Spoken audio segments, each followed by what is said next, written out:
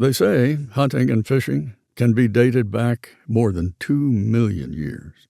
Throughout the years, the historic angler and hunter has steadily evolved into the avid hunter and angler that we know and love today. Welcome to the Outdoor Defiance podcast. As you listen, you will hear comical stories, companies talking about their products, researchers talking about their research, and overall ways to help you become a better outdoorsman. Welcome to today's episode. All right. So we haven't been on in a while. Like I said, we've all had some pretty fun hunts. Pretty exciting year.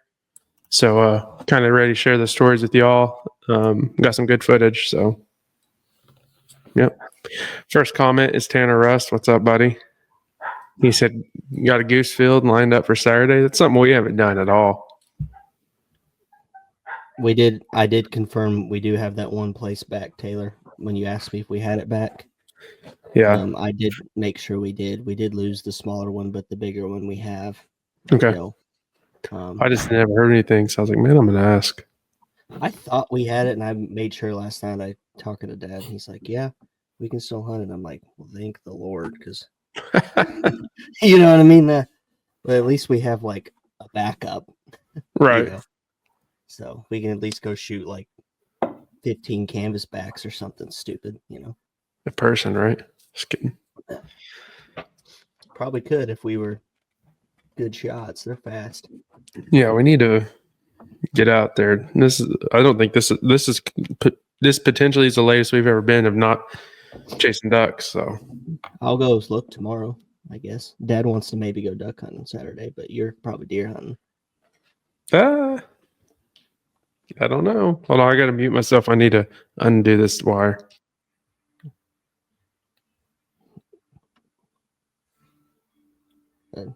There's a lot of ducks at Pawnee. All right. In the Pawnee area. There's a lot on the Missouri River in Bismarck, North Dakota, if we want to go up there. Leaf night or what?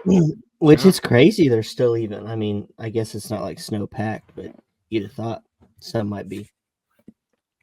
So I found there's I can't remember what lake it is, but there's like a hydroelectric generation dam there. So the water that's discharging is warm, kind of like Sooner's setup, and keeps the ice from forming on the river. And so like all those tailwaters stay freed up. And my buddy was like, we have geese and ducks here that it's not as far south as they make it, but they definitely hang around a lot longer than people think. Tommy on Instagram said they're going out in Stillwater tomorrow. Good luck, Tommy. It'll be warm. Sorry, I'm putting a note. I miss those days going out during the week. Say what? I miss those days going out during the week. Yeah. We used to grind and walk circles around people. If you're on Instagram, I don't know what happens with our comments on there, but people post them and then they leave the atmosphere. So, yeah. So if you're on Instagram trying to say stuff and we're not replying, it's not because we're ignoring you. And now it's frozen over there. So you might not even get to see this. Steve commented, said, might know a good wood duck call. Hey, I might know where one is too, Steve. And then William Ashley Bodie said, good evening, gentlemen. Good evening, William. How's your season been going? Oklahoma Heroes and Outdoors said, what's going on, gentlemen? Nothing much. Looks like you guys have a pretty good season, so keep it up. Love watching y'all stuff. If you're a first responder or a veteran and you're looking for a hunt or fishing trip, check these people out. And there's probably 4 or 5 different other platforms across Oklahoma, and they connect first responders and veterans to go and give them free trips. So definitely take advantage of that. You guys deserve it. And it also helps you guys meet other friends and kind of connect with people that have been through what you guys have been through. So Gunner and I have helped several times with Operation Freedom Outdoors. And I can say just the connections between the people that are there that they come in there as strangers and leave as best friends. It's pretty cool to watch. So definitely take advantage of that. I'm pretty sure if you go on Oklahoma Hero Outdoors or any of the other ones, you can probably find out what you have to do on their website. But it's pretty much, you just have to email a couple things and then you're put in for all the drawings. So like I said, definitely check that out. So, all right. So like I said, we've all had a pretty good season. I'm trying to think about what went down first. I know September, we've talked about that several times. Real quick, I'm going to move Kyle up here. I can't see him on my screen. But Kansas, I got done in Kansas. And then Kyle, was that? Kyle was first. Ooh, was Kyle first?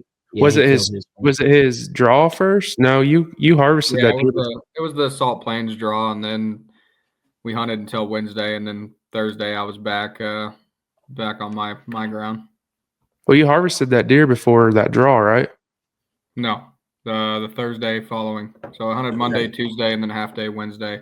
Half day Monday, all day Tuesday, half day Wednesday, basically at on that draw, and then back in the stand Thursday at home. So once again, Instagram. I'm sorry to cut you off, Kyle, but if you're commenting on Instagram, I just made a post on there and pinned it, but it's frozen. We're not ignoring you. We can't see it. So if you would, if you have something to ask or something, pop on to YouTube or Facebook. Oh, excuse me, Facebook. I don't know why Instagram is weird. So anyways, before we get into it, a couple more comments. William Ashley Bodie said, only been a few times, too busy chasing the boy around or to wrestling tournaments, passed up a couple decent bucks, haven't shot at anything yet. So, well, maybe it'll happen in late season. Yeah. He's got holiday too. If you're gonna sacrifice any time in the woods, at least it's for a wrestling tournament for your boy. That's cool. Yeah, basketball's not that. I would have probably said the same thing, but I a little partial, but that's all right. All right. Thomas, however you say it, I hear it a million times. Every time someone says your name different, it says I heart y'all. We heart y'all too, Thomas. That's a neck shooting fool right there with his bow. So Thomas actually puts on the Oklahoma Heroes Outdoors hunts or helps them, and he's been with us on a few hunts. So we've got to know him pretty well, and he's actually been on podcasts. So check that out. But no, let's go ahead and start into it. Kyle, kind of break down your draw hunt and let us know how it went.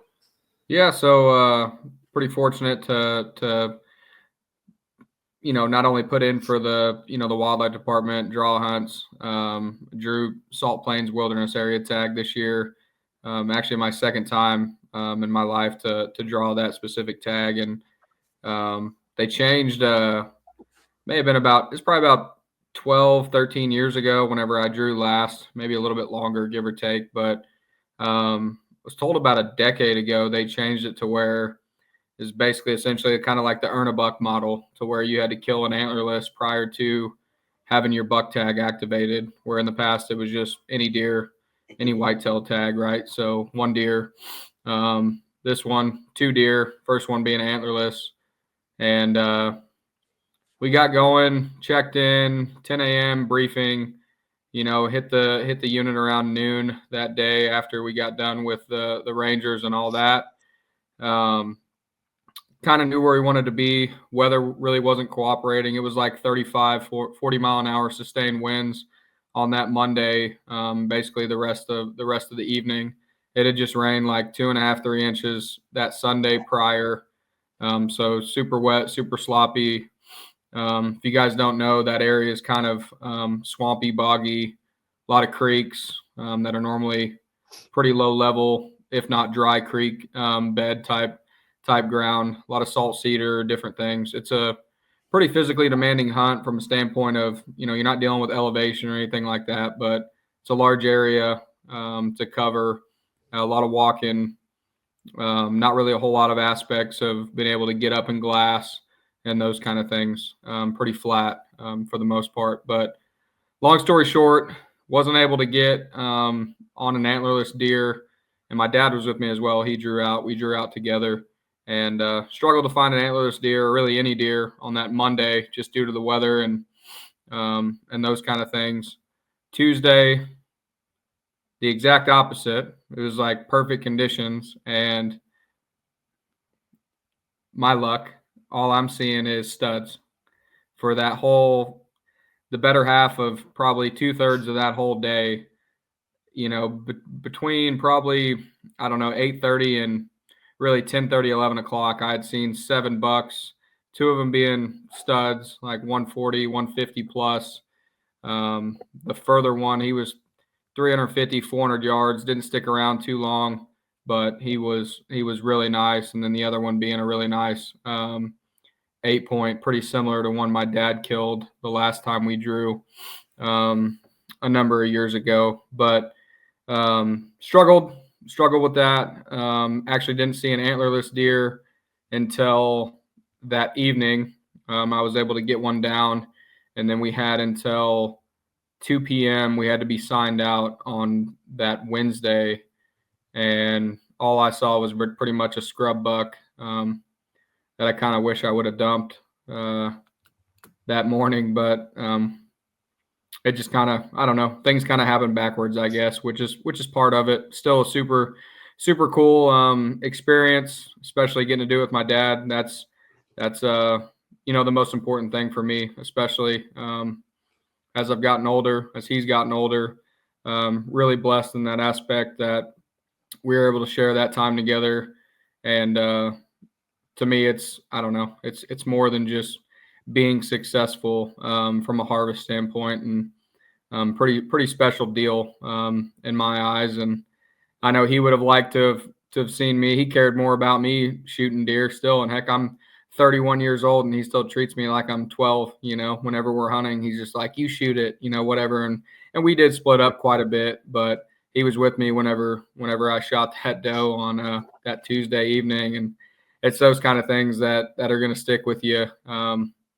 Obviously, it would have been super cool that, if I'd have got a buck on the ground, but to me, it's spending time with him and just being there. I don't even care if we see anything, or even if I hadn't shot that doe, and had the opportunity to shoot a buck on Wednesday. Like it's those kind of things that don't really matter in the grand scheme. So Right. Super fortunate there.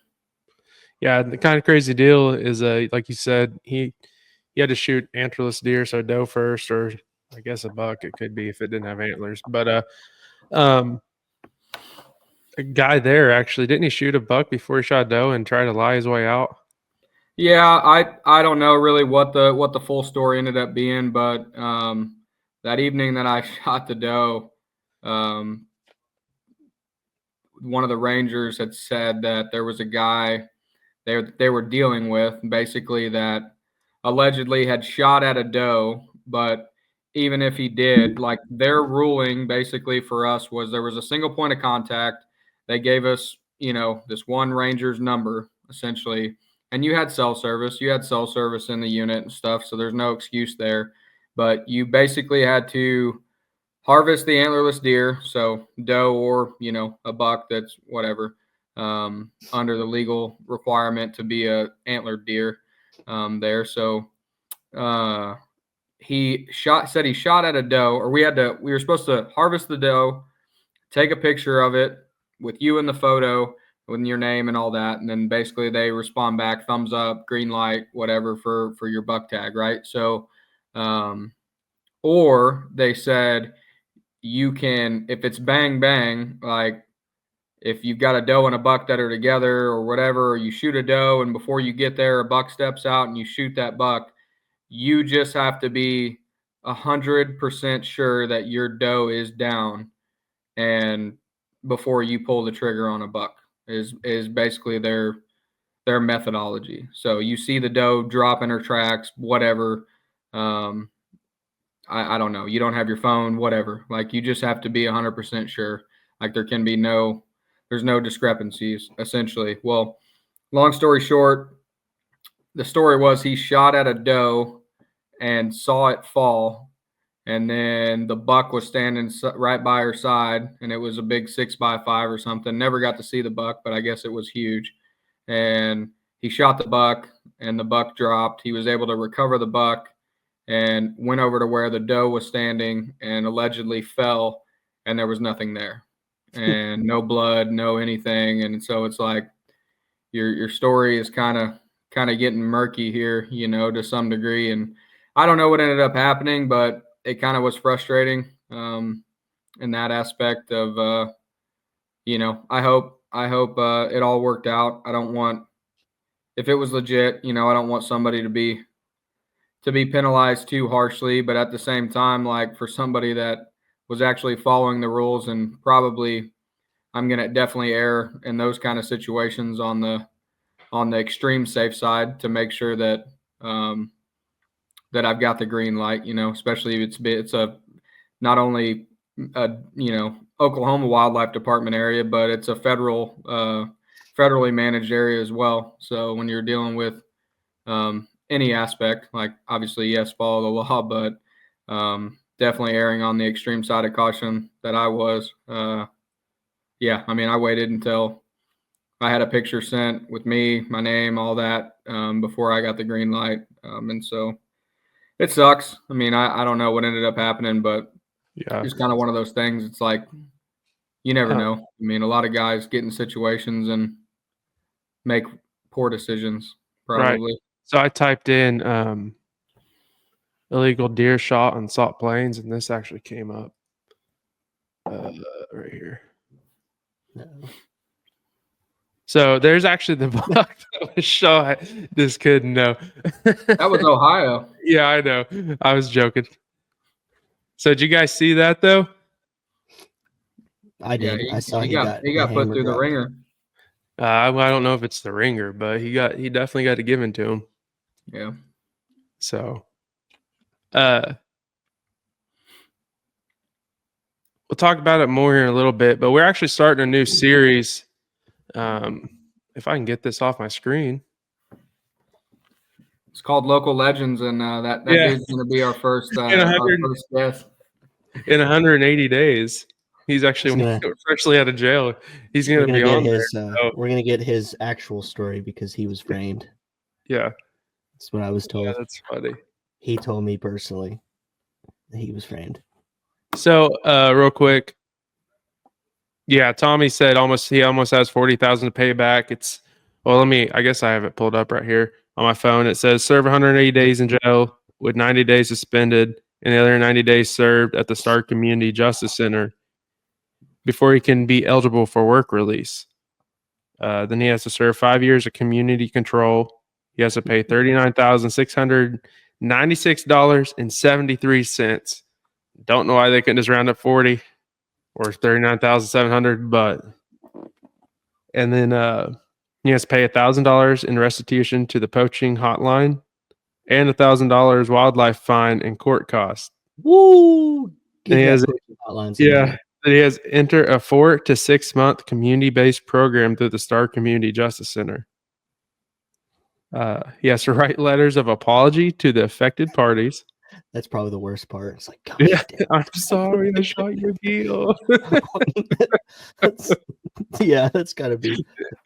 He has to forfeit all hunting-related property seized by the Ohio Department of Natural Resources Division of Wildlife as evidence, and he loses his hunting license for a minimum of 10 years. That's bad, yeah. Yeah, if full restitution is not paid by then, the license remains revoked until full payment is made. Wow. And then the 4 other people that assisted him in taking / covering up poaching the buck were also sentenced. I don't know what, but that's all that's stated right there. Yeah. I read that same deal this morning. So, well, I hate to see a deer that any deer be taken that way, and it's sad to see that guy, lie so much. But then it's awesome to see, Ohio, whatever wildlife department of resources, whatever wildlife. I just had to say wildlife like 3 times in their name. See them work so hard to put it to them, and I mean that's pretty promising. So, Real quick, also before we go in more into the season, Johnny Nitro Knight, any relation, Kyle? I don't think so. He asked if EHD has hit us hard. It's hit him hard in Michigan. So one of you two want to cover that? I think we've had EHD hit us hard in the past. I think the EHD strains that are currently in the population, I think our deer are very tolerant to those right now. But so we haven't just been, just smoked. But if another strain comes in, it'll hit us. I mean, we're just one strain away right now from getting smoked. But I think a lot of them that are going through our herds right now, they're pretty, adaptive too. At least that's what I've been told by several different people that would know something like that. But about that, but Yeah, we've been pretty fortunate. Another thing that's pretty crazy is I didn't know this, but I guess CWD hit Kansas pretty hard in the area we hunted, which was northwest kind of area, I guess. that's what I didn't know heard. that. Yeah, there's a lot of people that are saying that, so I haven't really read or anything or looked it up. Yeah. But, there's a couple counties out west, like specific northwest, like Panhandle type, that are under a watch essentially, to where there's special regs you've got to follow when you check your deer in and stuff like that. So I don't know if that's for CWD or EHD, but I do remember seeing something along those lines, like Texas and Cimarron counties, for sure. So in the Panhandle, and then maybe geographically that's just south of, maybe a little bit further west, but in the same region, essentially just a bit south of your guys' Kansas areas. Yeah, I'm pretty sure the testing here is for CWD, and Gunnar, if I'm wrong, you can correct me. No, you're right. They're picking. I mean, it's gonna hit us eventually. We're gonna get a wave of it at some point. I don't know when, but they're kind of gearing up for it right now. They're trying to mitigate it as best they can. But Yeah, it's coming. Kansas City News posted February 13th of last year, or of this year, sorry, that majority of CW cases are located in the western half of the state. And the farther west you go, the harder it's been hitting them. So I didn't even know that. Wish I've known that before we drew out, but it played out for me. But everyone else, I don't know what's going out there. They're seeing, we didn't see that many deer. We just found the one, I guess. Yeah.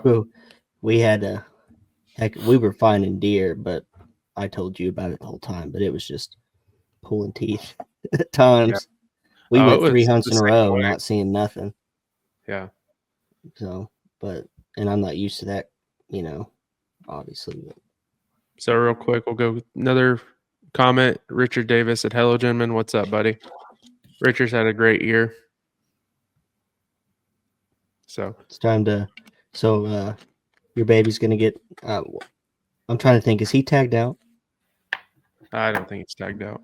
I was gonna make a joke about you see those people with the babies, yeah, the youth season. But so Kyle went down Salt Plains, had pretty good hunt, like you just said, and then another crazy story I actually got to be a part of. You can go ahead and talk about when you got back, what happened. Yeah, so got back that Wednesday afternoon, evening, and then back out Thursday. I just went out Thursday evening. So a little backstory: been after the same deer for 2 years. It's kind of one of those deals where he doesn't necessarily summer on me, but he shows up, around Halloween. Seems to be his coming out party, that kind of time frame every year, and then he's on me for the duration. But super nocturnal deer. Over the course of 2 years, only really had a handful of daylight photos, either him bumping does or cruising, those kind of things. So, big deer don't get big for any reason other than stuff like that, right? Intelligence and being nocturnal and being smart about their travel patterns, for sure. But like we all know, the rut can make the most intelligent seasoned buck kind of dumb. So long story short, was after that deer. Had a really good evening. Wind was great. I had 9 does on I hunt about, it's river bottom ground, but I've got a 3 to 4 acre food plot that I plant every year. I plant a couple food plots on that property, and hunting one of my favorite stands that I like to hunt this time of year, where a lot of does frequent, and so then the bucks are cruising the tree line edge on the riverside, come in, check them does. It's just an awesome spot, good vantage point. You can see for a good distance, and it's awesome. So had them 9 does come out about 4:45, and then so that's pretty intense there with that many live decoys out in front of you. You definitely think something good's gonna happen. Well, I had some commotion to my left, kind of a finger of trees that the deer frequent whenever they're coming and going to that food plot. And I saw this doe initially, and she was kind of acting, like something was behind her, looking back, all that. And then boom, within 5-10 seconds, I saw a stud, and which I thought was the deer and I'll get into that. I thought was the deer that I've been after for 2 years, and ended up all coming together. That doe bumped out, came out perfect between 35 and 40 yards. I shoot a single pin movable sight, the Spot Hog Fast Eddie. I've actually got 2 pins that I have. It's got a multi designation on the wheel and stuff like that. But I moved my slider to 40 yards, and he came out same window between 35 and 40. I was able to draw. Everything was good. Soft little grunt, stopped him, and he was definitely right hot on that doe. Stopped him in that 35, 40-yard mark, held it just a tad low, and just made a great shot. And then the pandemonium started, where I'm freaking out because I don't know. I was pumped. I mean, being after a deer like that, was incredible from the standpoint of that long. I know a lot of guys, 3, 4, 5 years, but just where I hunt, to have a deer like that and have a deer like that survive as long as he did, being that mature and that nice, is definitely special. And was able to get that deer down. Knew I smoked him, and then I'm calling Taylor, calling my dad, calling everybody, and ended up waiting until I went down after dark, shot him about 5. It was like 5:05, 5:06. So still had, 35, 40 minutes of shooting light there. Sat through the rest of that. That sucked. Anticipation was definitely eating at me.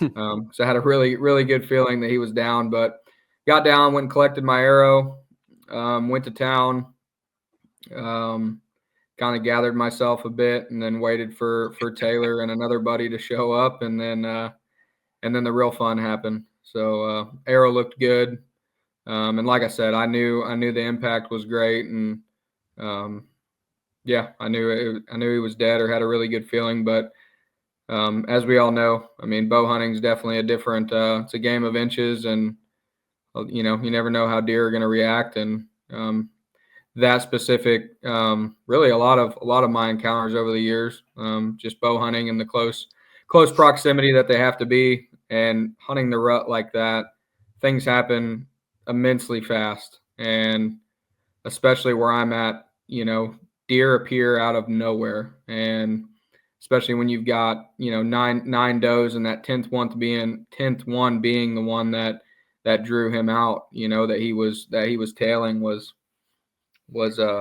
pretty crazy. I mean, I had all them animals out there, and definitely didn't want to get pinned down by one of them trying to draw or something like that, and then the whole thing's blown apart, So, but yeah, so Taylor and our buddy Sam came out, and we were able to track him, and it was a pretty short track job, and super pumped to shoot a deer of that caliber. I'm pretty sure it's my best bow buck to date. Probably my best deer to 100%. date, actually. So, and Yeah, you're leaving out a lot of the good topics. what's This dude texted me at like 5:05 and said he's dead. Yeah. No, Didn't reply for me for 20 freaking minutes. I said, couldn't even "What are hold you my talking phone, about?" dude. I said, "What are you talking about?" Oh, we're having a fall in here. I said, "What are you even talking about?" And I was like, "We named this one Bradford." Hold on. Had a little fall over in my light. We named this one Bradford, and he's like, then finally he's like, Bradford. And I was like you shot him? He's like, yes. And I was like, oh snap! I was like, I'll be right over there. And I was cruising by where I'd make a turn with Sam's house, and I texted him and said, Kyle just smoked that giant. And he was like, please pick me up. So I just reached in and grabbed him, and I kind of want some of the video too. Anyway, so we went and got him, and the whole way there, we're like, I can't wait to see this deer. I mean, we all three here know how big this deer is, right? And I mean, like, you don't. Let me rephrase that. You don't see a deer as wide as the one that Kyle has on him. And so we're like, we can't wait. And I'm looking through the pictures, and I'm like, man, I can't believe it all finally happened. So we go down there, and of course, instantly blood. What went 40 yards? Yeah, something like that. And it was weird. He like ran in a circle and then came back and tipped over. It looked like, because there was 5 or 6. Yeah, spraying blood everywhere and double lung for sure. But and the Kyle picks it up, and I just freeze. And Kyle like looked at me, and I could tell he was like looking at me like, why aren't you, just like freaking out? And I was like, Kyle, that's not Bradford. And he's like, what? So we pull up another picture and look at it, and then we're like, yeah, it is. Same crab claws, right? So I'll show you a picture in a minute of his deer. And he kept holding it, and I saw the eye guards on it. Well, take it back, a week ago or a week before that, when the rainstorm came through? Yeah. And Kyle had a deer come in, 20 yards? I guess you can tell that part. Yeah. Which one? The one that in the middle of the rain. Oh, yeah. Hunting in the – so I was hunting a different stand, actually, and it was when we had, that crazy – it was in that window of when we had crazy, like 10 inches plus of rain within a week time span. And I had deer all over me all night, smaller bucks, some really nice, 3.5-year-old 8-point type deer. Actually, a really cool deer that I haven't seen post rifle yet on camera, but I hope he made it. He was a cool double throat patch, mainframe 8. That's really nice. Yeah, so he was around me all night, bumping does, acting kind of goofy. They were definitely froggy, but it was full on downpour, and it's getting late. Only probably 20 or 30 minutes left of the light, and I catch a glimpse. So he was pinned. This buck was pinned 20 yards from me, just staring to the north. It'd be the northwest, down this little road. And there's a lot of like saplings and stuff like that along this road. A lot of we had a really bad flood in 2019, so there's a lot of saplings that are growing just because of all the dirt and sediment and everything like that was washed up and brought into my place. But he was just pinned. Well, I get the binos out, and I'm pinned looking down there as well. Like, what the heck is he staring at? Like, there's definitely another buck down there or something, something good is about to happen. And it was one of those nights that you never knew it was going to happen. And that's every night, but just the way the deer were moving and all that. And I see this freaking stud of a deer. I mean, he made that little 8-point. I mean, yeah, he's every bit of, 120 inches or so. I mean, he's not a bad deer. He's just young. And this deer dwarfed him. I mean, and and all I see is antlers just absolutely raking one of those saplings. And that deer raked the sapling, and they're back and forth. That little buck walked down to him, and then he kind of disappeared. Didn't see much commotion or anything like that. He probably just skirted him, and he's gone. Well, then I see these antlers through the saplings, and like I said, it was full on downpour to where I could barely make out what I could make out, and just see these antlers and this body moving towards me. And he was probably 100 yards at this point, through some thick cover. Well, he gets to like 40, but he's a stud. And I thought it was Bradford that night too, because like Taylor said, this deer that I shot, like extreme characteristics, very similar, if not identical, almost identical, to Bradford, but not as wide. But he's still wide, just not as wide. And then his main beams kind of come closer together, and that was the up front, and that was the telltale sign, right? And then the brow tines as well, because Bradford ended up busting off his brow tines this year. So that was a couple weeks ago he did that, or 3 weeks ago. But just a crazy deal. I thought this deer, I knew where he was going to go. I thought I knew where he was going to go. And he was going to walk out into one of my other plots, basically in between these two cedar tree type thicket, this thicket area. And it's kind of an opening. And a lot of deer come right through there. And where he was at, he was headed right to it. Well, there's a Y in the tree behind me. So I'm staring at this deer in the Y of the tree, and he's 40 yards behind me, pretty much dead even with that trail, and all he's got to do is start working right. Well, and all that time, I grab my bow off the hanger. I'm ready to rock. It's a perfect, like, 30-yard shot. He's going to get smoked, and I'm soaking wet. I mean, it's terrible. That's the wettest I've ever been deer hunting in a long time, and it's full on downpour. And all this is happening. So that downpour really, not that I was making a lot of noise, but it definitely helped me as well, muffle my sound. But at the same time, like, I couldn't hear him walking. So, and there's a lot of fallen leaves and stuff like that in that area. So it sucked in that aspect. And I got ready for him to come out just perfect. Well, then 5 minutes go by and he never came out. It's like, what the heck? So then I'm looking back through the Y and I can't find him. And by this time it's getting darker and darker, and there's 5-10 minutes left of shooting light, and I never did find him again. Never did see him again that evening. He kind of slipped out, but in that time frame there was 2 does that were out on the plot, and they kind of walked back into this thicket in the direction that I think he went, and he went to like cut them off.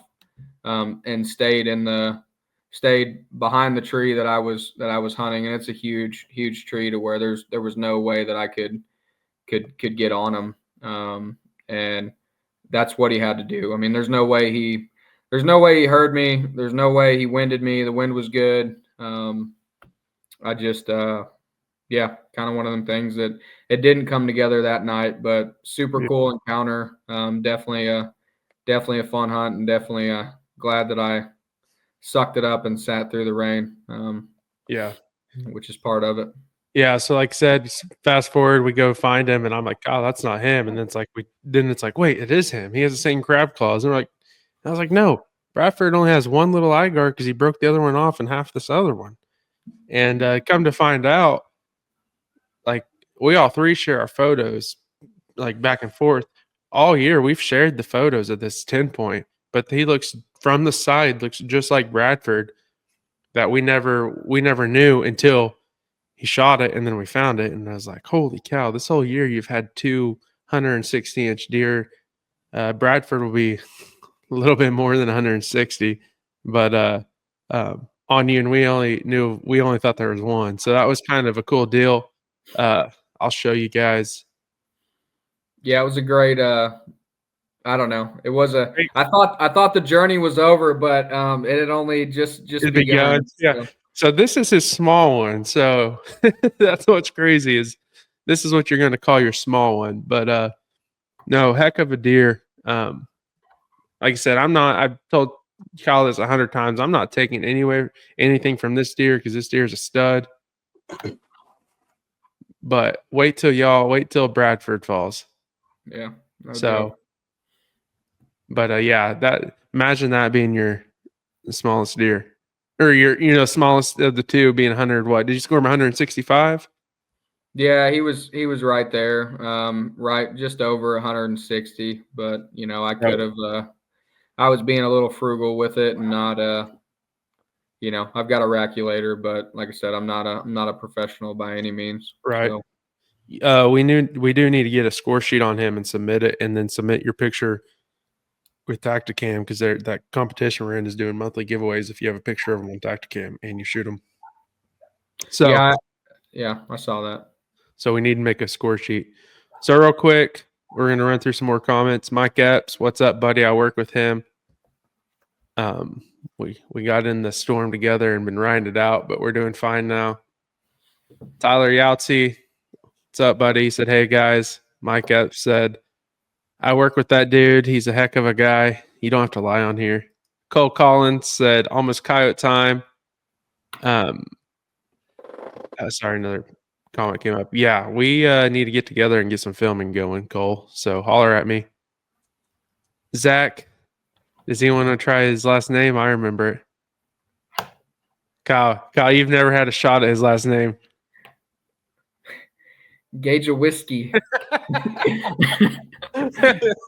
Gajowski. Gajewski. Gajowski. Gajowski. He said, evening, fellas. Haven't heard from you in a while, Zach. Hopefully your year made a turnaround. Then here's my uncle.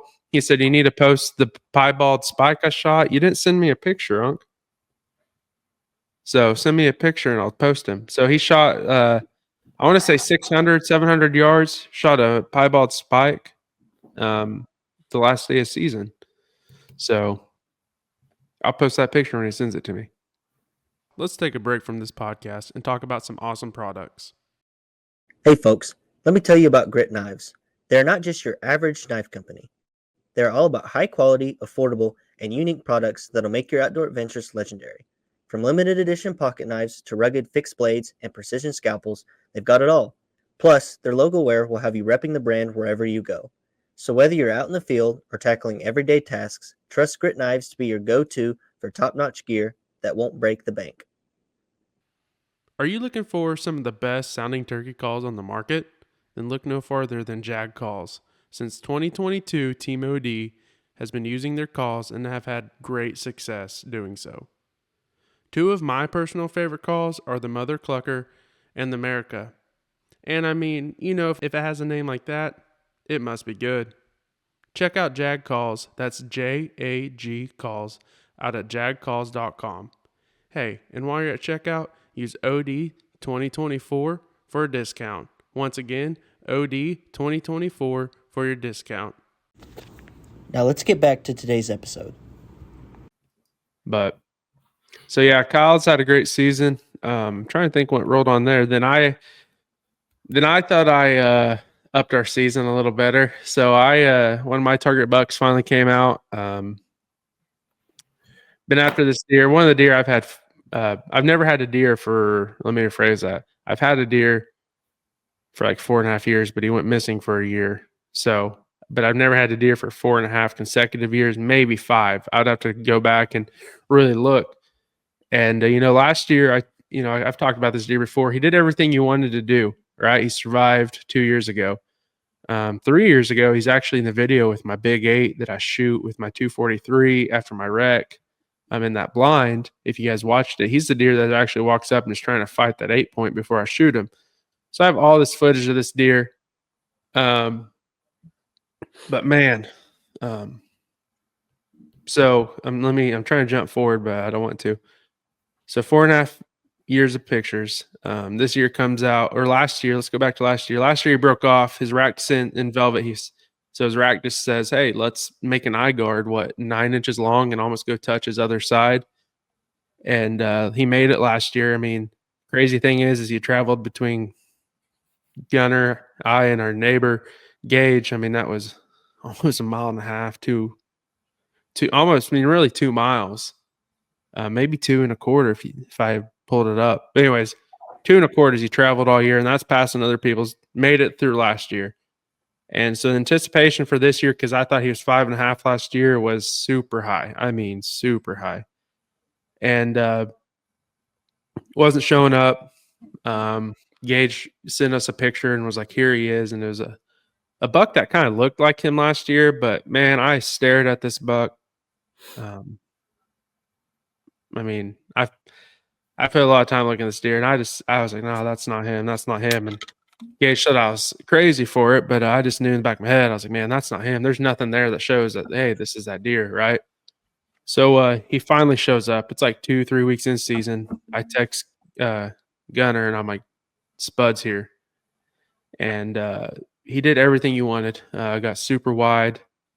Main beam measurements would have been unreal. Will be unreal if he's still alive.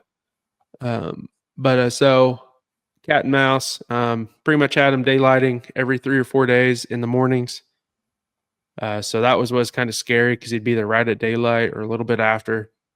So I just knew if I got the if I can talk the right wind, I could slip in there and probably get it done. Well, time came. He hadn't been in there for 2 days. The 3rd day was Saturday. The 4th day was Sunday. So I was like, well, here it is, boys. I got the perfect wind. I mean, this whole time he's done this whole schedule like he's pretty much written his own deathbed right here, right? Didn't show up those mornings. Was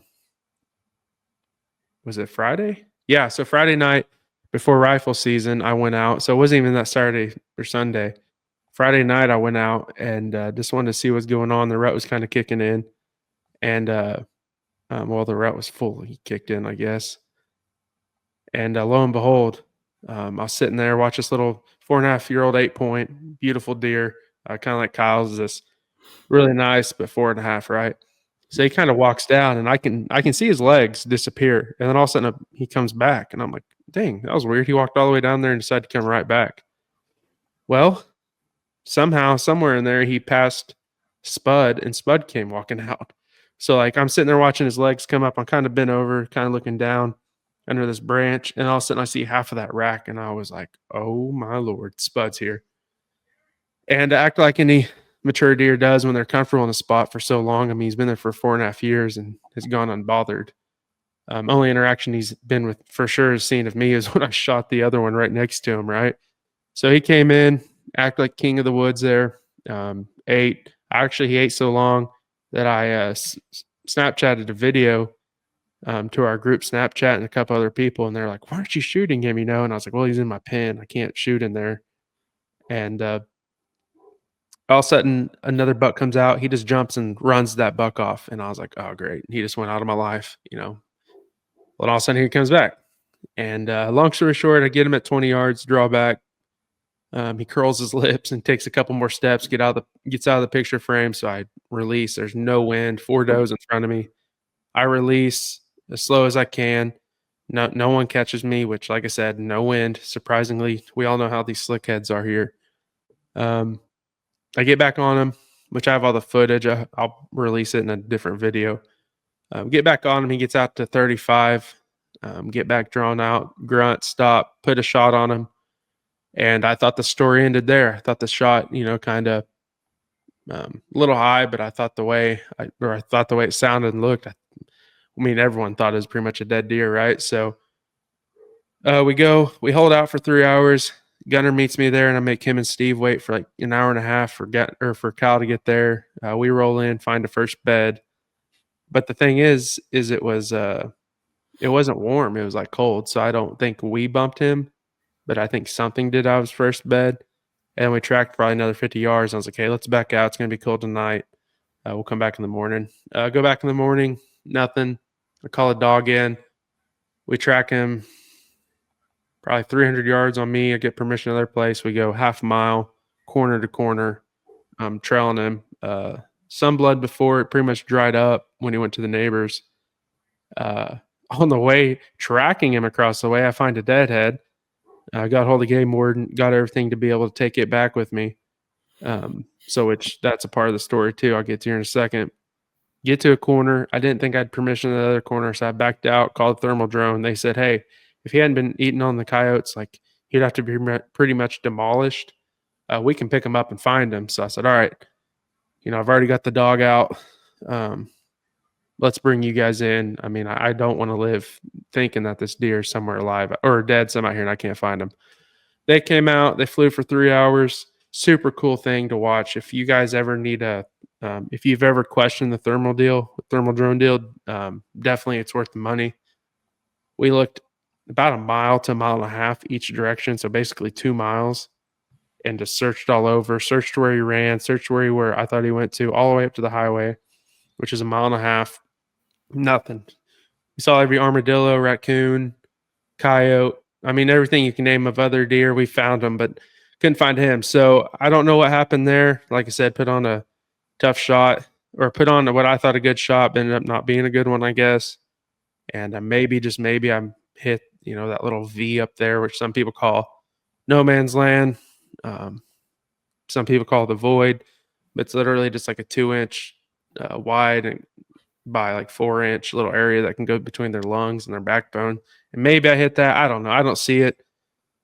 Still kicked myself down hard about that one. Stopped hunting for a little bit, not because of that deer, is because I had everything lined up and I put on a shot that I knew, or I knew better to angle down. Or he did duck. I forgot to put that in there. He ducked about 6-8 inches in the video, guys, maybe a little more, right as it hit him. So that probably played a little bit of factor in there. But I was more mad at myself that I didn't tuck it and go through my normal routine.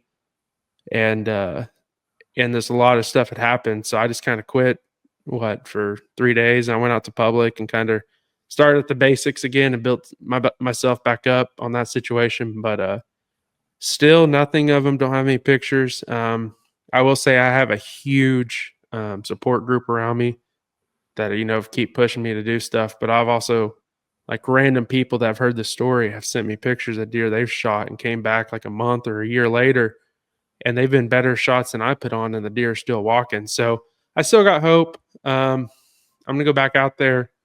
The guy put cattle where he might have been and where I found that deadhead.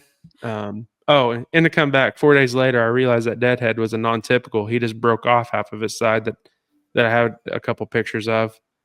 And it looked like he got poached from the road. So that kind of sucked, knowing that 2 of my biggest deer are gone. One of them was because of me, and one of them was because some guy can't get permission and do things right and had to poach. But CJ Alexander moment right there. But anyways, yeah, so that was my story. I guess my camera said I'm done talking to you. But yeah, I kind of screwed the bag there. I had a lot of footage built up for that hunt and for that video, but it is what it is, I guess. So, but to hype things up, Gunner got it done during rifle season, and he can go ahead. I'm gonna fix this. Yeah, I opening weekend I shot a pretty good 9-point, real heavy mature deer. I'd seen him. Pretty sure this is the deer I missed with my bow early season that I talked about. My dad had seen him once with his bow. Dad was running traditional this year. I'm just right outside of his range. Never saw this deer on camera a single time. Never, not once did he step in front of the camera, and he was there. I mean, like I said, we had seen him twice. He wasn't really where we had seen him. It wasn't really his core area. It seemed like where we had the camera. He was I think he was running across the road and back into this closest draw to the road, just kind of in that. I think if he'd have lived another week or whatever, I think we might have got him on camera because he'd have started really looking, but he never, like I said, we never got him on camera a single time. But that morning, I went out to the stand I shot him out of, and I had seen a pretty big buck cross the road. It could have been him, or it could have been another big deer. I don't know.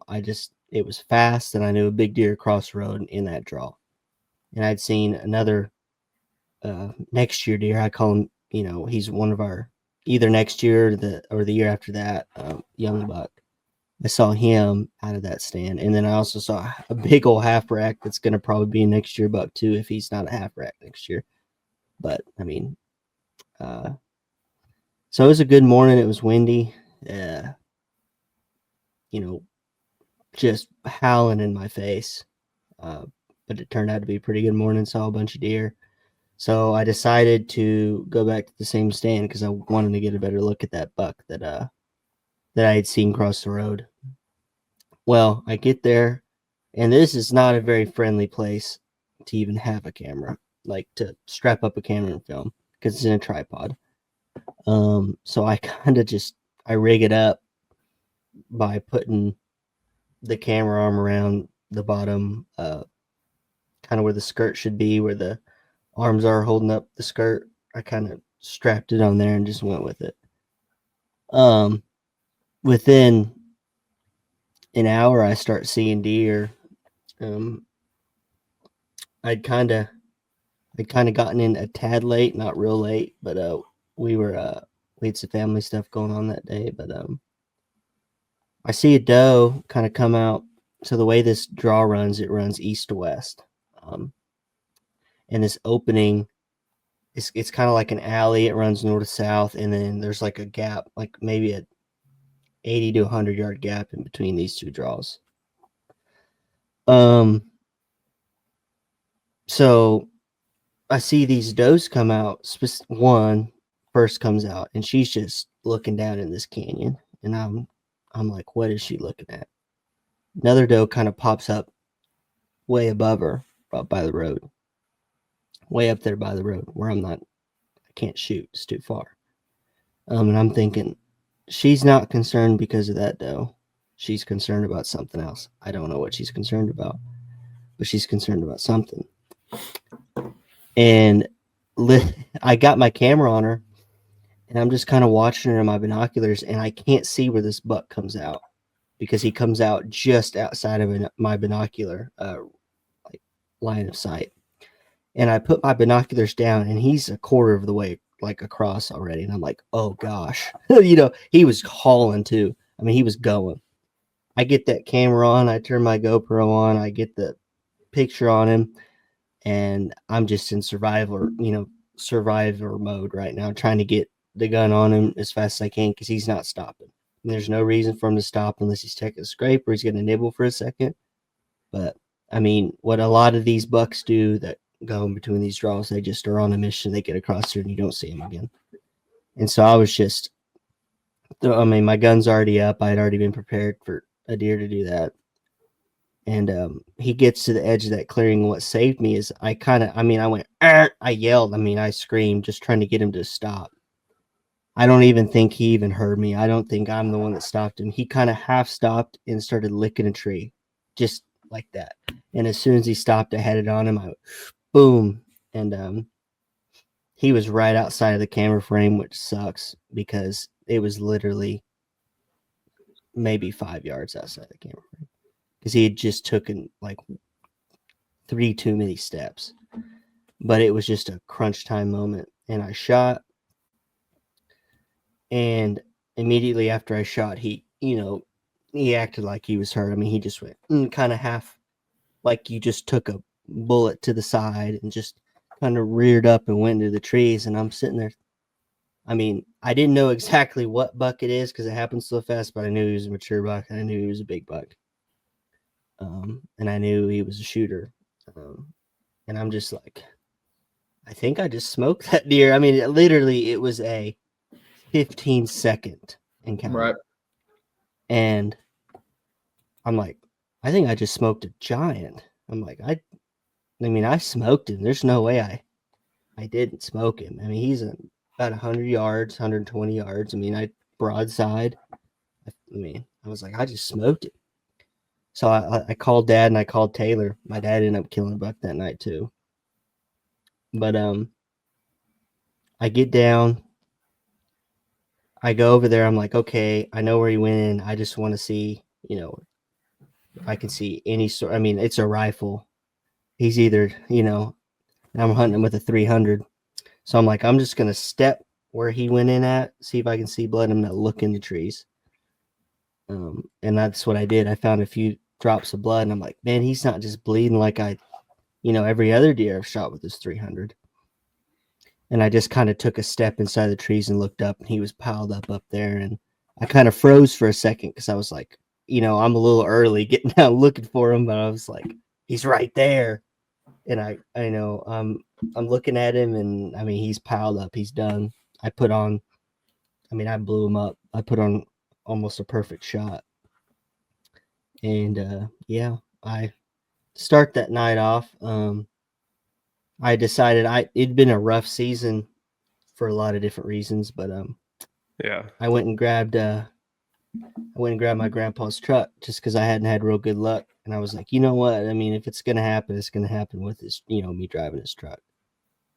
It had happened the first night I took his truck out there. So yeah, that's got cool. it done in G-Paw's truck. Dad got it done as well. He tagged out that night for the first time in 20 years. He tagged out. He's a little sick about it too. He's like, I'm never doing it again. I'm like, what? Tagging out. I'm like, okay. He's like, I'm sick. He said, I might not hunt. He said, but I like knowing I could. I'm like, okay. So, I mean, that Kansas trip kind of saved him. And that's a big reason why he killed one, is because he's like, I got a pretty big deer out here, and I'm like, well, you remember we've got Kansas, next week. If you wanted to tag out, you're not going to hunt late season unless we have a big deer somewhere. You just, you know what I mean? It's cold and he won't. Yeah, but he's like me. Me and him love the snow hunts. Yeah, he'll go out there, especially if there's a deer to hunt. If there's a deer to hunt, he'll go out there, and if it snows, he would just go out there for the heck of it. But so he shot his, and we doubled up that day. But that deer was a hoss. Yeah, that was pretty cool. He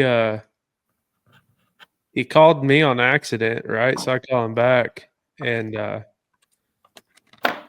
he goes, "Don't tell Gunner," but he shot a big one, and I shot one. I'm going to surprise him. So that was super cool to know beforehand. Because then I called Gunner back, and he's like, "What my dad want?" I was like, "Oh, I guess he accidentally called me," and so that was really cool to know that happened. But yeah, Steve had a heck of a year. Shot the one traditional, and then tagged out. I guess I could pop up that picture. His traditional buck. That's the one he's really, really proud of. I was gonna do both of them. Yeah, I mean, if you guys follow us, you've seen all these pictures, but I just like to share them. I got to share something because I can't get anything done. I can shoot things, I just can't find them. What made this one so special is I think he shot one with the traditional before when he was really little, but it was like a doe or something. He may have killed a little buck, but like the buck he shot, that's the buck we doubled up on that night. But he shot a pretty big 8-point with his traditional. There it is. That picture doesn't do that deer justice. You got to hold him, and you're just like, wow. I mean, he's got weighed 230 pounds. Estimated. He field dressed. He was 190. 190. But with guts in him, he's over 200. But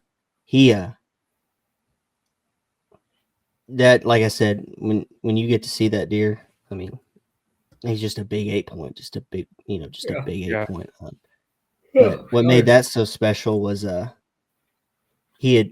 that's his stand. So there's a few stands that he put up because he calls them like his favorite stand. So like the stand I missed my buck out of with my bow, that's Dad's stand at the New Lease. He put that up on a trail that he felt really lucky on, and it turned out to be a heck of a setup. And then this stand at the Bear that he put up, it's a rut hole. Like, it's not super great early season or even really late, but it is an insane stand for rut. And just because deer just use it as a highway crossing either the field or they're just running up and down the creek, and it's just it's a buck hole. I mean, you're not gonna, most of the deer you see out of that stand's bucks. Nobody's saying that too loud. But if someone wasn't paying attention, they heard that. Well, mistake, what you just said. It's a buck stand, but he had missed one out of that stand. I want to say like the week before or something. Yeah, He missed one out of It's a it. He pig just, spooked it.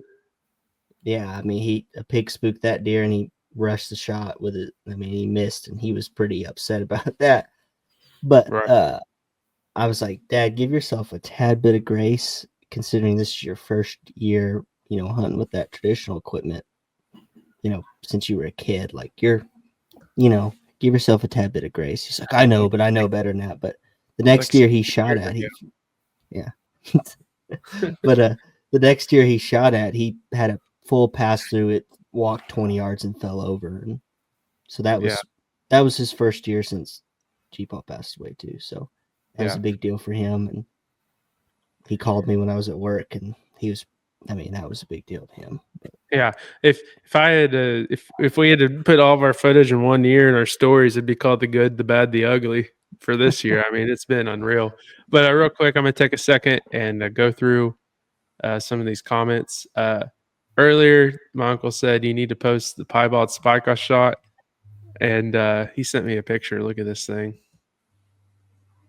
Let me see if I can get it to share. Then he responded with, I might need some glasses. Where is sharing at? how did he not know it was a spike?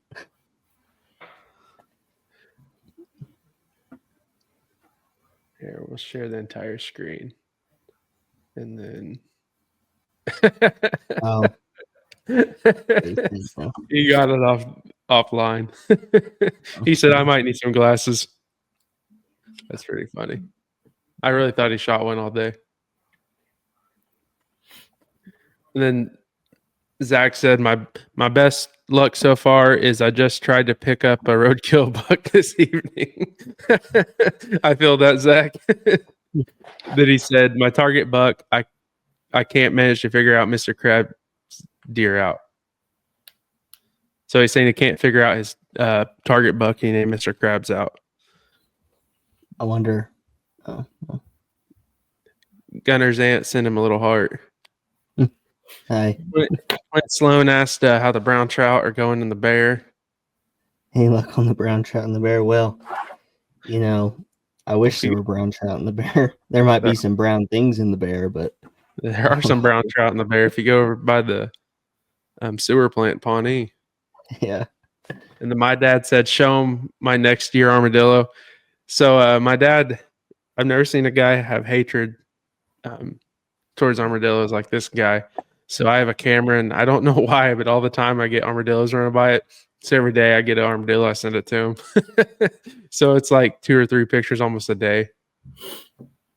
So a little family support in here tonight. Love to see it. Yeah, no, we've had a good year, tough year. Like I said, a lot of tough things happen, but I always say if something bad happens, something always good comes out of it. So we'll see what happens. Rut, we might get the second round or the third round. It depends where you are right now, getting the ones that didn't get bred or some of the fawns. I'll tell you what, in Kansas, they're already bachelor back up. There were Well, that's bucks what's running weird back. down here. One of my spots are bachelored up, and other spots I've seen bucks with the does. Yeah. So, as seasons moved on, like I said, this is late season, quote unquote. I don't know what, I'd have to call it late season, postseason. What are some things you guys are doing to kind of get yourself back in the money hole or back to where you can get it done? Kyle, you can go ahead. Yeah, so like Taylor said, I think my spot's kind of winding down to some degree. Bucks aren't necessarily bachelor back up. Still seeing a little bit of bumping. Like I'll have some does on camera, and then you'll see a buck within a couple minutes or so come through, and then in a few minutes more go by, that buck's gone. He's cruising. He's already pinged on another camera, and I definitely think there's a lot of potential to catch one. Searching for those last few, like you said, younger fawns, yearling type deer that are haven't been bred, or a doe that wasn't bred that's coming back into cycle. Those kind of aspects. Had some success with that over the years. Getting lucky this time of year, but I haven't actually been out in a couple weeks. I say a couple weeks, probably 10 days in Oklahoma or so, but definitely kind of waiting for Bradford to definitely show himself a little more. The pictures that I do have, he's kind of went back more to his nocturnal type setting, and I don't know if I'm going to have an opportunity on that deer this year, but we'll see. Definitely concentrate on the food plots and the food sources late season. Try to make something happen. Get lucky hunting a travel corridor. I'm pretty happy with this season already. If it happens with Bradford, that'd be fantastic, and I'd be stoked. But definitely looking forward to next year as well. I mean, if he's able to make it through, and I don't get an opportunity, or somebody else doesn't get an opportunity at him as well, we'll see what he looks like next year. Hopefully this wasn't his peak. Maybe next year he'll be even bigger. Wow. I don't know how a deer could get any wider, but maybe he could throw on a little more mass, and Some eye guards. that would be cool. Yeah, some eye guards, but yeah, look to maybe shoot a few does before the end of the year. Stick a few of them with the bow. That'd be cool.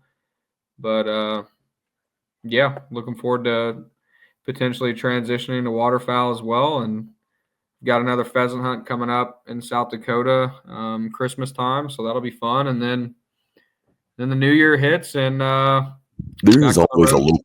back on the road for work. So Yeah. So Gunnar, what are you doing for? Are you still going to hunt? You have a deer down. What's your kind of goal or mindset for the rest of the year? I'm gonna hunt. We've got a family that we're gonna kill a couple of those for off a couple of our leases. They rely on deer meat, and we've got a lot right now. But I may, kill one or two more, does or something if I can't find a buck. But definitely switching gears a little bit. Food's gonna, you got a good food source, you're gonna have, deer right now. Food's gonna become king again, and nutrition, and them trying to get them, the later you get, the more targeted towards, food they're gonna get. But Right. Especially if we get some of that cold weather pushing through, they'll really hit the plots. So I mean that food's gonna start becoming king here pretty quick if it isn't already in some of your places. I don't know. I mean, if it's your fancy and you want to get real, whatever, you can, go in on some, these bucks because they'll start getting spookier, like we've said. Yeah. If you want to start making moves on them, fine with me. It's whatever, I'll probably not move into a bedding area this, this year, but I don't have a caliber buck right now that makes me want to take that kind of risk right now anyway. A lot of the bucks I have, they could go another year and I wouldn't be upset, if that makes sense. So Yeah. I'm going to kind of play it by, and I can't trust the cameras all the time, evidence the buck I killed with my rifle, but I'll still hunt because I like it, I love it. So I'm still going to hunt. But yeah, definitely transition to really looking for maybe hunting food plots, or if you're feeding corn, that corn's going to get real hot if it gets real cold. Yeah. Grain, stuff like that. And then, even natural food right now. If you don't have any other food, food plots or corn, be looking for that natural food the best you can. Anything, they're going to be eating it. So. Yeah. So just like they kind of said, I'm going to sit back. I have a buck that I'll probably go shoot. He's coming in on the regular. He's just an old, nothing too crazy, but it gets me excited. Like I said, that's all that matters, right? So, and I kind of need that, or kind of want that to finish out my year, at least have something down, and I can kind of go through the process of what happened and make a long film. I did some work this year on my filming. I'll say that I amped it up. Got some stuff that I'm very excited about, and then I stubbed my toe with that shot placement.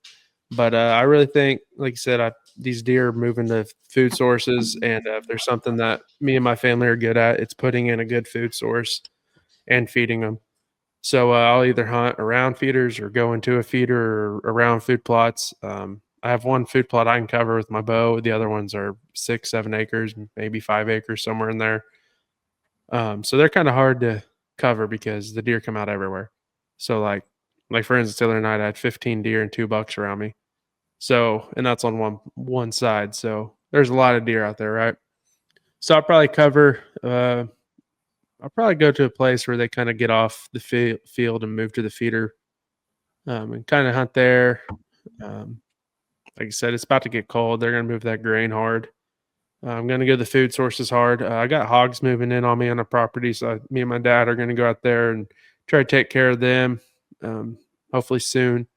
Got a bunch of coyotes this year, and I love coyote hunting, so I'm definitely going to go and take it out on them and get some footage of that. Hopefully, if we can keep pushing, I think the footage alone quality this year. A couple of the harvests haven't been on, is for the like Cosdo. He had 5 seconds to shoot, and just like Lee with why do I always forget when I talk about him? One.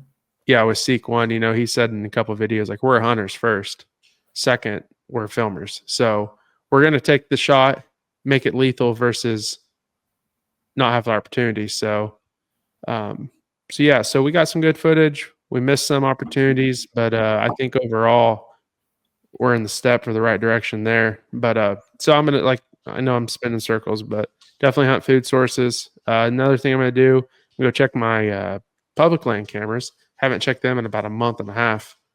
And I hope something is, kind of moving down there to try to winter. There's water, some good.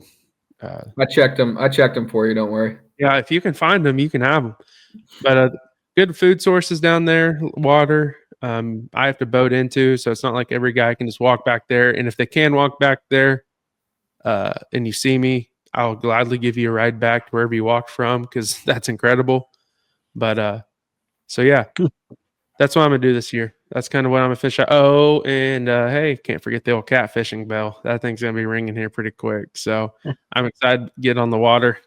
Super windy right now. Might have tried this weekend, but it's supposed to be like 10 miles per hour, 15 mile per hour winds with like 20 gust, and we have north and south lakes by me, and that's white happen weather. So won't go test that out again.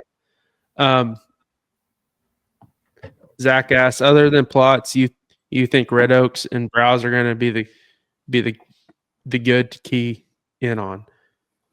So basically asking, do we think red oaks and browse are going to be good to key on for late season? Absolutely. Food source is what's going to make you or break you late season. I mean, they don't have anything to sniff, anything to breed, other than the occasional doe, right?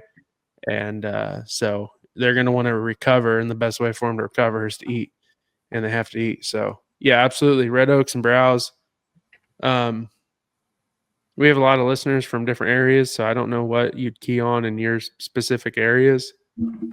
But and so definitely, I mean, I'm sure there's research somewhere to look it up. Like I said, I don't know about y'all's specific areas, but I mean, heck, anything. There's oats and stuff that grow late, that are in there. I mean, if you get a fire come through or something, that new growth of even new growth greenbrier, they like that, anything new growth, anything kind of green buds, anything like that, key on. Did you know they'll eat poison ivy during the winter? I found that out the other day. I didn't know that one. Persimmons too, if you got them. Yeah, but they're pretty much fallen. I think, isn't there like a winter pear or something? I've seen a couple times that they fall later in the season, and the people that I know that have those trees say that is like drugs to the deer. They circle those trees. I don't know what it's called because I've never really had them and looked into it. I watched a doe smoke a crab apple one day. Do not know really why. First time I ever seen it, but I did see it with my own 2 eyes, and I think I videoed it. And Taylor's gonna get this SD card so he can go digging for it. Yeah, I watched the doe just smoke one. But do you want me to tell my story of the Kansas buck, or do you want to wait? Oh, absolutely. I'm sorry. Yeah, I totally forgot about that one. We yeah. can wait if you want. If you wanted me to put it on here, I can talk about it. Just give us a short spill. Since that one's on video, we can give the long story on the video. Yeah. So basically, we'd seen the buck I shot was running with the bigger buck the night before, and it was after shooting light, and I couldn't get on him anyway, and decided to be the good ethical hunter and walk out of there and go after him the next morning. And we got there that morning, and this group of 4 does that we had been seeing, they came over the hill and saw us because we didn't walk in pitch black because we didn't really know where these bucks were going to be, but we came in just right where you could kind of see because we didn't want to blow them out of there. We were kind of creeping in. And these 4 does were just on top of the tallest hill imaginable when we're walking, and I look up there and dad's like, well, there's the 4 does. Eh, Like, dang it. And they were headed towards where we thought these bucks were. And we were like, well, we've got 2 options here. We could sit here, let them walk off and probably run when they can't see us, or try to cut them off to where they run back where they came from. And if the bucks are down in this draw we think they're in, they don't get blown out. So we're like, you know what? Dad's like, he's like, I've done it several times. It's worked out for me. Let's go cut them off. So we did, and they ran back the way they came, and they didn't. And then so we top over the hill and look down into the draw we thought these bucks were in, and I see 2 bodies out on the edge of this property. And I'm like, well, there they are. So we sit down. They stick their heads up, and it's 2 does. I'm like, you got to be kidding me. I'm like, because I just thought it was the 2 bucks that were running together the night before. And then this buck ends up coming back out of that draw. He kind of half checks him, but he wasn't really pushing him. He was just kind of there. And I'm trying to get on him. So this makes the story even better. I dropped my rangefinder. I left it the night before out in the field. We ended up finding it after I shot this deer. So Dad's like, well, better make sure I bring my rangefinder. And guess who didn't have his rangefinder? So we didn't have a rangefinder. And they were every bit of 350, 400 yards. So you can see that was a complication. So we pull up the Onyx app and we're like using that rangefinder on the Onyx. Like, how close can we get? All we have to do is be kind of just close. We can just get close. I can be good enough to where I can kill this deer. And we estimated he's about 350, 400 at the most. I'm trying to get on him with my 300, and Dad hands me G-Paw's gun and cranks it to 400. He had built that gun for this trip, so Dad was carrying it, and I was carrying his 300. He hands me that gun, and he cranks it up to 400. So he's like, let it eat if you get on him fast enough. Well, I'm trying to get on him, and he drops down in the bottom of this woodlot. But this woodlot fingers back towards us. So we thought maybe he's going to pop out walking towards us, and that's exactly what he did. We're looking for him like, dadgummit, are we going to have to sit here, all day and wait for this buck to get up? Because we were afraid he bedded in there, and he wasn't, because that's what they'd been doing. They'd just been first light bedding and not getting up till the last 15 minutes. That's just what all these deer were doing. And if they were out in the middle of the open, they were sprinting to their bed. I mean, they were not sticking around. He ends up popping out, walking right at us. And then we were like, well, he's 250, 300 right now. Dad cranks that, we cranked that scope, first we cut the distance when he dropped. Then he pops up, and we were like, he's about 250, 300. So Dad cranks to 300, and it's like, don't aim high, make sure you bury it. He's facing us, might I add you. And he's kind of caught us because we're not in the greatest of spots, but it's our last morning. We were making a play. I put it on his white, squeeze that trigger, and he drops like a sack, but just drops. And I don't see him drop because I shoot, and like it's just like a boom. So I shoot, and by the time I recover and can see, he's just not there. Yeah. And Dad's like, smoked him. I'm like, really? He's like, yeah, he dropped, he smoked him. So, I shot a deer facing me, and we ended up ranging him at 280. I shot a deer facing me at 280 yards in the neck. Yeah. Those are the type of guys I make fun of, and I did it. So, Yeah, you guys. I mean, long story short, you guys. I mean, we both had to crank it out in Kansas to find even a buck. So, Yeah, I mean, we'd seen those two were our fifth bucks the entire trip. We were there from Tuesday to Sunday, and we'd seen 3 in one day. So we'd seen bucks on 2 of our days, 2 days. yeah, it.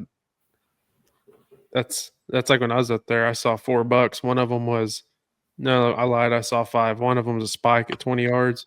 One was a 6 point at like 100 yards, and the other 3 are the 3 in the video I shot. And that Mhm. was, rough hunt. But we got it done. Coming back 2 out of 2 tags in Kansas. I mean, you can't complain there. So, yeah. But real quick before we end it, thank you guys for staying long and hearing our stories and commenting. We like doing these lives and being able to interact with everyone. But since season's kind of gone on, we kind of kicked back on the podcast. We were all spread out, so it's kind of hard to travel with everything and depend on good Wi-Fi and all that. So it's kind of, what do? Do you try to get good footage and haul all your stuff, or do you worry about getting footage and kind of kick the podcast to the side until everyone gets back to their home place, right? So we kind of kicked back, had some stuff happen. So we kind of just took a break from not really a break. We just kind of took a pause from the podcasting, and because we have a bunch of great ideas, but right in the middle of the season, you can't tie those ideas down. But here we are. We're back at it. We're super excited. We have a really cool episode or new series that we are going to start. Something that I what kind of brought it up to me was back in the day. What was it called? I want to say is Real Trees, or maybe I can't remember exactly the show name. But growing up, my dad watched it, and at the end, they always had a kid that shot their first deer on there telling their story, and always said a huge congratulations, or they had someone that shot a bigger deer on there. And and I think a lot of these people, or it was always like a local guy, right? So my brain started ticking, and I was like, there's locals and everywhere that shoot this giants, and you always see their pictures online year after year. I mean, I as soon as I thought of it, I was like, man, this would be so cool if we can make this an episode. So now we're going to actually take it away from this an episode. We're going to make it its own series. It's going to be in its own little playlist on YouTube, but we're going to call it Local Legends. Super excited about this one. We're going to get people. I mean, people are like, well, local, does that mean local to you guys? Well, no, local. I mean, Kansas has a local guy that does it. Alaska has a local guy. I mean, that's just the broad title. Excuse me. Is everyone has a local that they know that does this, right? So like we did one, Jeff Booth. If you guys are from Oklahoma, you see his name. That's kind of what's going to be like. We're going to kind of see how they got started in the outdoors. Tell their deer harvest stories of this year or last year, whatever year they harvested their biggest one to date. Kind of give us some stories of growing up, see what they do, how they did it, how they got to where they are, if they have sponsors or their own platform, and get their broad story. And we're gonna put a whole series of this together. So we actually have 2 started. One's with Carson Heskett, shot 187-inch unofficial scored deer in Oklahoma with his bow. He's around Gunner's age, so what, 24? Yeah, right around there. He's 23, 24. And then we had another one. Come on, Christopher Hammond. I followed this guy for years. It's like Jeff Booth. I know him because I follow him on Facebook, but they don't know who I am. So it's kind of funny when we got on there because he'd be like, yeah, I did this. And I was automatically, talking about it. So it's kind of funny seeing these people. But I do want to show you guys before we jump off here our intro for it. So we got a new intro made. And also, if you guys know someone that like kind of describes what we just talked about, please DM us and let us know who it is, and we'll look into it. I know there's 3 of us, but everyone knows someone. So I just had it popped up.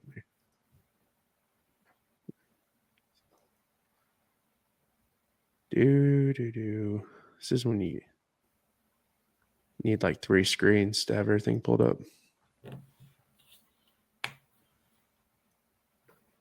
All right. Present, share screen.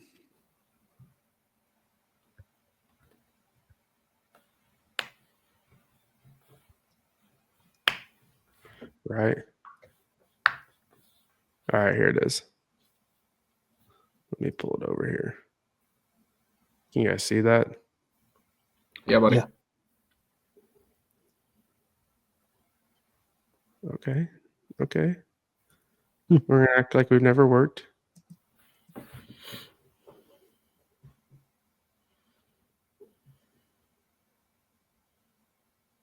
Well. All right, so we're gonna have technical difficulties in the last minute of our. I'm gonna stop sharing real quick and get this going.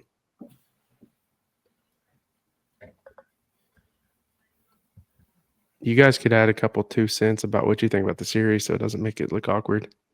I think it'll be cool just getting, we're not necessarily after the Sequins of the world or the Michael Waldells of the world. We're looking for that guy that, might not always, get seen, but everyone around him knows, he's killing big deer, killed a big deer. Those types of guys too, we're looking for. So Absolutely. And I like the different geographical regions and stuff like that. Like Taylor said, I mean, It's not just going to be centered around people that we know directly. I mean, it can be anybody. Anybody on here knows somebody, whatever, Indiana, Ohio, Kentucky, wherever, Texas, doesn't matter. I mean, in my opinion, it doesn't have to be centered around just deer hunting either. I mean, from any aspect, that would be pretty cool. Well, I thought he was going to start it. We'd also like to, in the course of talking to these people, kind of let them share what makes them successful. Maybe they say something you hadn't thought of before. Or, you're like, sure. oh, I hadn't thought. You know what I mean? I hadn't thought about that. Taking that strategy or something. People are learning every day. I know I learn something new every day in the woods or watching a video or hearing a certain guy shot a deer or shot an elk or whatever. I'm always trying to learn how to be more successful because, I don't know. It's fun. The whole thing's fun. So for sure. It started for a minute. There you go. There's no sound though.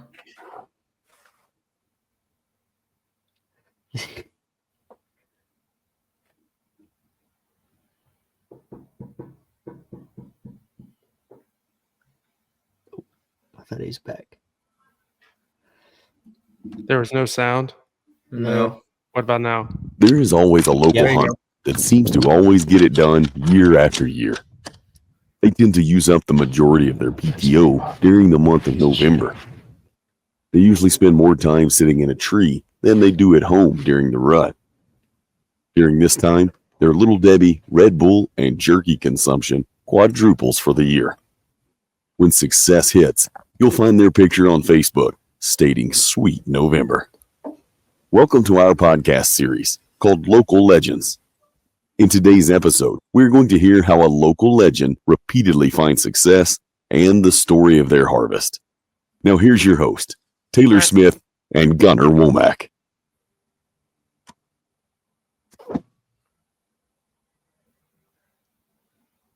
Oh, I'm gonna stop sharing my cam. But can y'all hear me? Yeah, buddy. So I have 2 versions of that. Don't worry, Kyle. I got you in one too. No, it's all good, man. I figured if you're traveling and you couldn't be on, so I had the guy send me one version and I cut you out. So when you're not on, it wouldn't be awkward. And then when you're on, it wouldn't be awkward too. So I have 2 versions of that one.